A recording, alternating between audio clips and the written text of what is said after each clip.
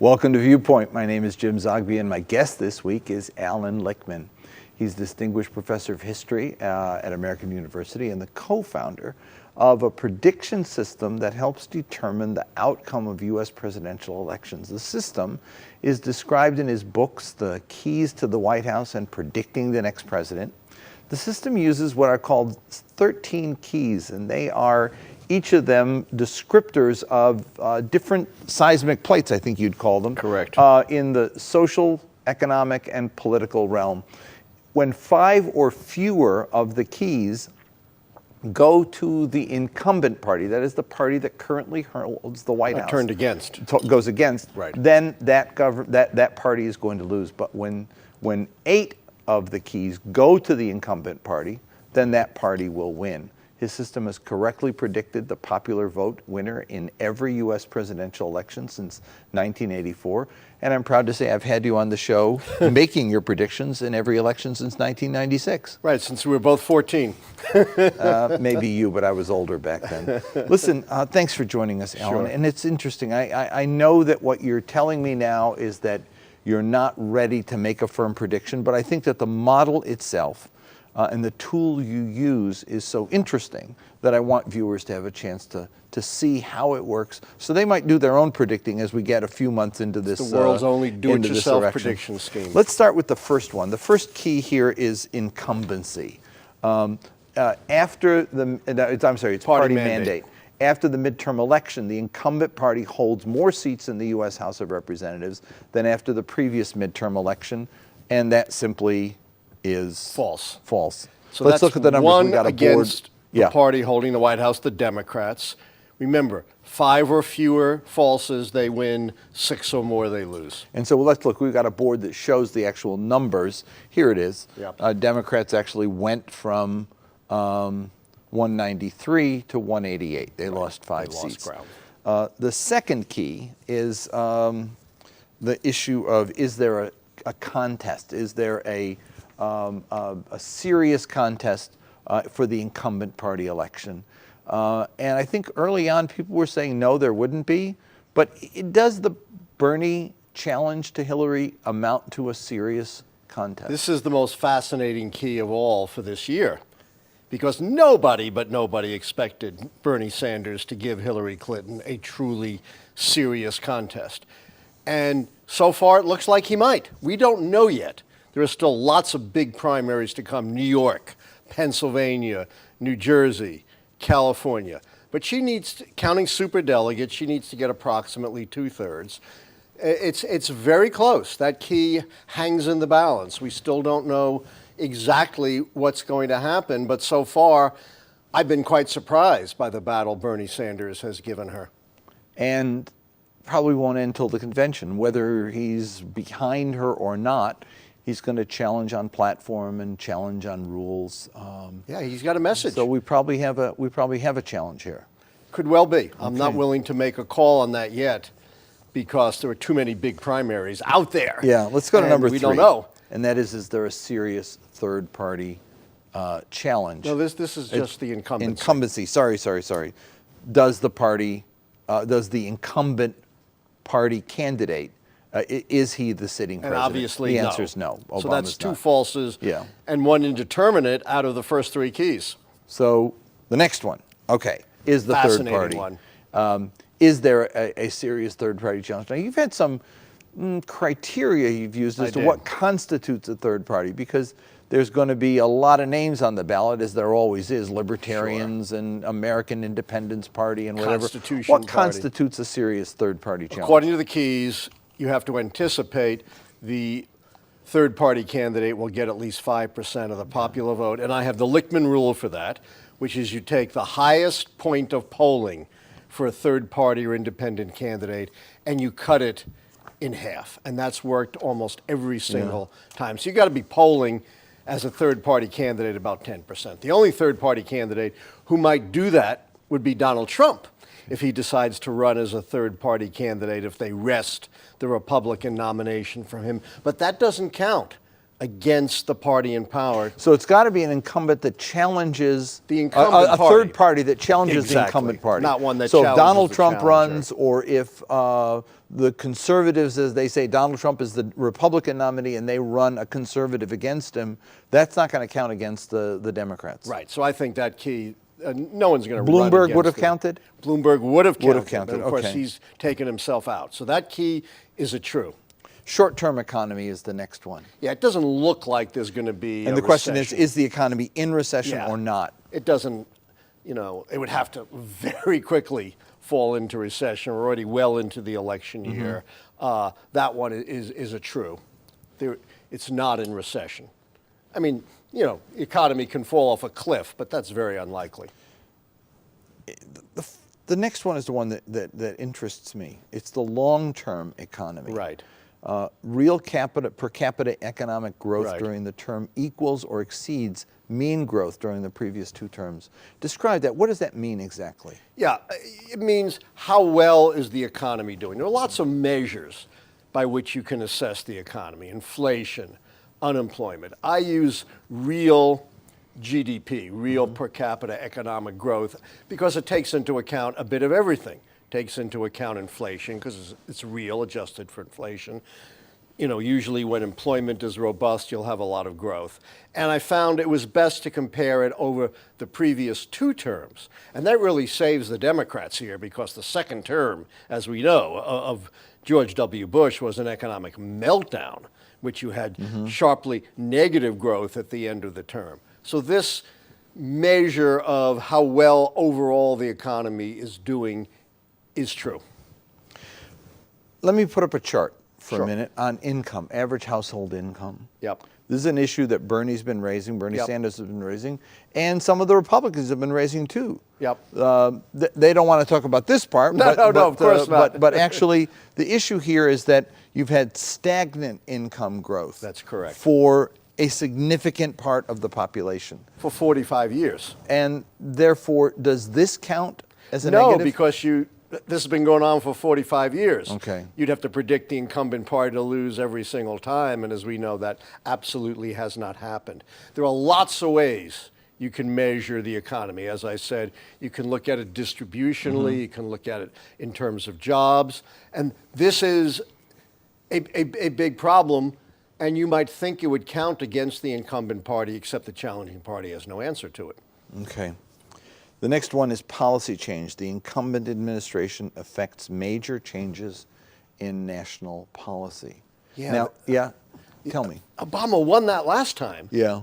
Because of the Affordable Care Act. Yeah. For decades, presidents have been trying to get comprehensive health care reform. He got it.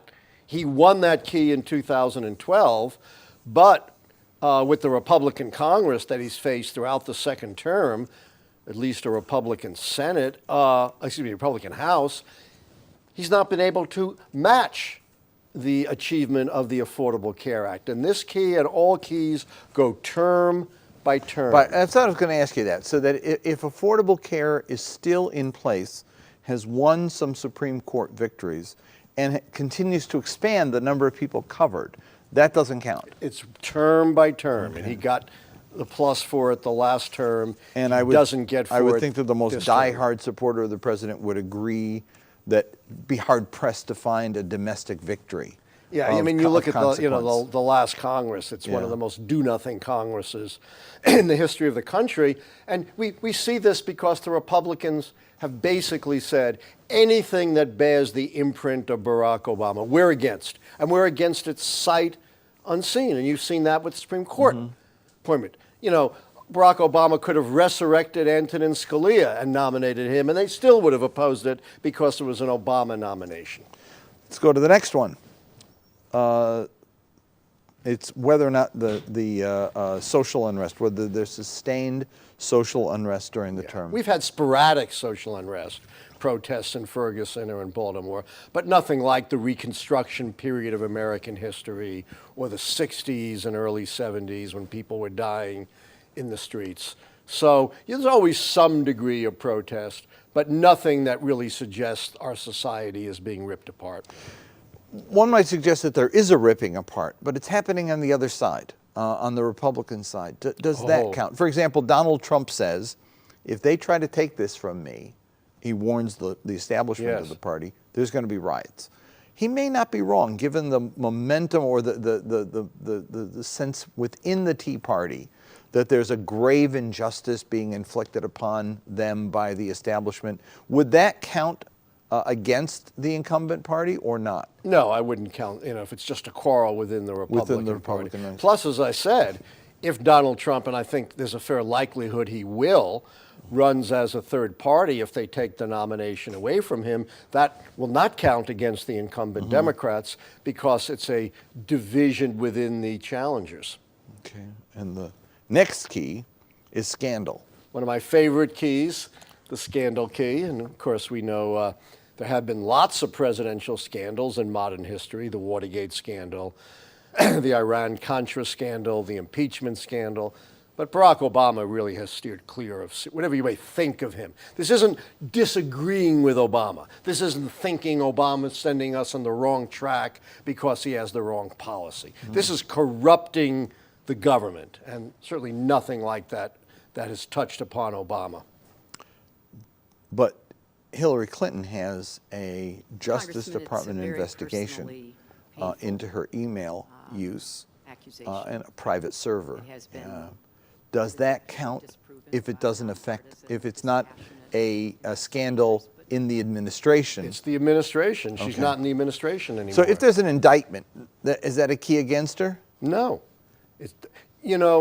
Everyone says if she's indicted, she can't run. It's not true. No. She can still I know run. she can run, but does it count against her as a key? It would not, but it would be without precedent. We actually did have one presidential candidate run from jail, but he was a third-party candidate, Eugene Victor Debs in 1920.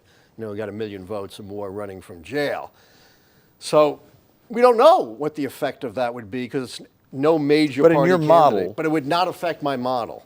But it would change the whole historical context in an unprecedented why would it not change? way. Why would it not be a key if she got indicted and there were evidence of misuse of the email system that was significant enough to warrant an indictment? That would not be a scandal that would harm the Democratic side? It's outside the keys unless there's one way you can argue this. Yeah. If it's tied to her tenure as Secretary of State, then she was in fact, a member of the administration. Okay, and then it counts against. And then it would count against. But I think it's unbelievably unlikely that the Obama Justice Department is going to in the middle of a campaign is going to indict Hillary Clinton. Let's look at the next. On something really flimsy. It's foreign and military failure. The incumbent administration suffers no major failure in foreign and military policy. Right. And again, that doesn't mean you have to agree with the policy. Doesn't mean that, you could think the Obama foreign policy is way off the mark, but that doesn't count. We're talking things like, the loss of the Vietnam War, the negative turn of the Iraq War, 9/11, major, splashy, tragic events. And, whatever you may think or not of the Obama administration, there's been nothing like that. So this is a key, the incumbent party wins. This is a key, the incumbent party wins. Okay. And Libya is not a major scandal, major disaster? No, how many people, are concerned with what's going on in Libya? Plus, was that the right or the wrong decision? Who knows? Maybe Libya would have been worse if he hadn't gone in. Well, next one is a major foreign military policy success. This is another really interesting Did key. they win any successes in foreign affairs? I thought they would. I thought, from my perspective, the Iran nuclear treaty was on a level with the Camp David Accords of 1978, a real positive change in the Middle East. But it hasn't caught on. Somehow the American people, maybe because of the drumbeat of negative propaganda from the Republicans, haven't really bought into the Iran nuclear treaty. And so at this point, I cannot turn this key in favor of the Democrats. That could change, obviously, if the Iran treaty really catches on. But at this point, it hasn't. And Cuba? And that surprised me. Cuba, we don't know yet. It's too soon. Again, these are things I think are major, but again, it has to be recognized broadly by the public, not just by experts in the field. It's a very problematic case. And one might still could argue go. that there was a pall cast over the Cuba trip Right. by the tragic events in Brussels. Absolutely. So that right. if there had been a positive wave created, that got dampened down by a lack of attention, because it was. As we know, the story changes by the hour, and a tragedy like that in Brussels captures everyone's attention and drives everything off the page. So no significant failures, but as of yet, no significant successes. Correct. So this one, right now, while it's still indeterminate because it still could change, counts as false. The next two are kind of easy. Yeah. Incumbent Charisma. The incumbent party candidate is charismatic or a national hero. Assuming it's Hillary Clinton, absolutely not. Yeah. You know. Being the first woman doesn't count? I thought about that, Yeah. but no, because it hasn't really started even that much enthusiasm among women. Mm-hmm. Young women are more enthusiastic about Bernie Sanders than they are about Hillary Clinton. I think actually being the first woman is a problem for her. I have noted. How about the first 74-year-old Jewish guy? Oh, that would be great. Yeah, but he's not getting the nomination. It's fascinating. I saw the New York Times poll yesterday. Not the head-to-head, 50 Hillary, 45 Bernie. Right. But are you enthusiastic about this candidate being the nominee? Hillary 31 and Bernie 56. Yeah. People are not excited by Hillary Clinton. And I think there's a lot of sexism. Yeah. Bernie Sanders is always shouting. But the few times Hillary Clinton shouts, she's shrill, she's loud, she's unfeminine. It's hard for a woman to be seeking, the commander-in-chief job. I think it's a big problem for her, being a woman. Mm-hmm. It may not be right on the surface, but there's a lot of sexism under the surface, unfortunately. And the last key, which is that the challenging party's candidate is charismatic or a national hero. I don't think Donald Trump's a national hero, and he's only charismatic to that small slice of the Republican Party that's behind him. And, oh, my God, Ted Cruz, just the opposite of charisma. He's the most hated man in Washington. Yeah. I read a column, either today or yesterday in the Post, which said, if you had told me 6 months ago that Donald Trump would be the front runner for the Republican nomination, I'd say unlikely but not impossible. But if you had told me the establishment was coalescing behind Ted Cruz, I would have told you absolutely impossible. The most hated man in the Republican Party. An absolute snake who only cares about himself and is totally unscrupulous. And that's not charismatic. No. Maybe negative charisma? Maybe negative charisma, yeah. Doesn't count. So let's look at a chart. We made a chart here based on this. Right. Let's look at it and see what we got. Yeah. So what we have are 1, 2, 3, 4, 5, 6, 7. One short. One short. One short. So false mandate, undetermined on contest. If Bernie continues to give her a contest, that could elect Donald Trump. Okay. Because I don't know if this foreign military success key is going to turn. Let's assume for the moment it's false. Yeah. So you have 1, 2, 3, 4, 5 falses. Yeah. Remember, 6 falses and you're out. Yeah. So if Sanders takes this to the convention and really, wins some big states, he's got to win some big states, which is, I'm not sure he will. But if he does that, that elects Donald Trump or Ted Cruz. Now, every time I've had you on, what your spiel usually begins with is put away the polls, put away the pundits. That's right. Okay, explain that. Look, my brother is a pollster. I know, doing domestic I like your polling. brother. Explain what your system does that's different than those who do either the demographic analysis of the voting groups and or the pollsters. Let me tell you how my system is different. 2 ways. Number one, it's based on the underlying structure of how presidential elections really work. That's why we're looking at big picture things like the economy, foreign policy, scandal, third parties. And because it's looking at the underlying structure, there's a real theory behind it, which is that presidential elections are essentially referenda on the performance of the party in power. The party in power, screws up the economy, messes up foreign policy, they're not going to get 4 more years, and that'll be reflected in the keys. If they perform reasonably well, then they will do well on the keys. So it's based on structure. And secondly, you can use the keys to the White House, not always, but often long before an election occurs. If the keys begin to line up in a certain way, sometimes they can line up 2 or 3 years before the election. As you know, I called the last election, the very difficult to call 2012 election, years ahead of time. It just so happens this year the keys haven't quite lined up yet, but we'll know that soon. Now, how does that differ? First of all, the pundits. The pundits are talking off the top of their head. They don't have a theory of how elections really work. They only have impressions.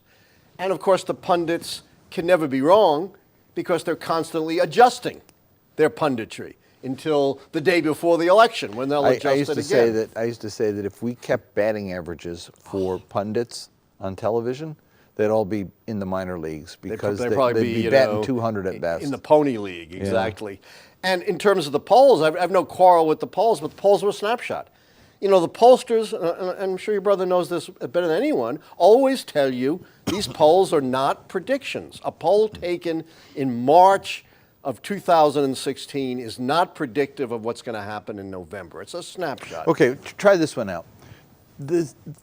What the Democratic Party's been working with as of late is a demographic analysis. Yes. They look at voting patterns of Asians, African Americans, Latinos, what are called minority groups. Correct. Young voters. Yep. And professional women. Yep.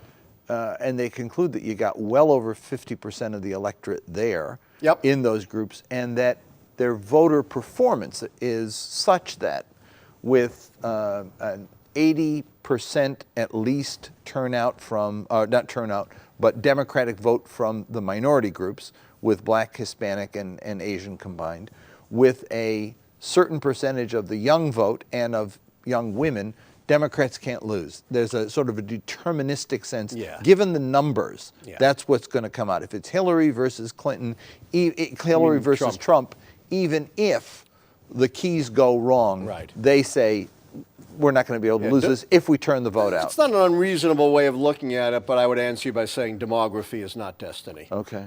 We don't know what the turnout of those groups are going to be.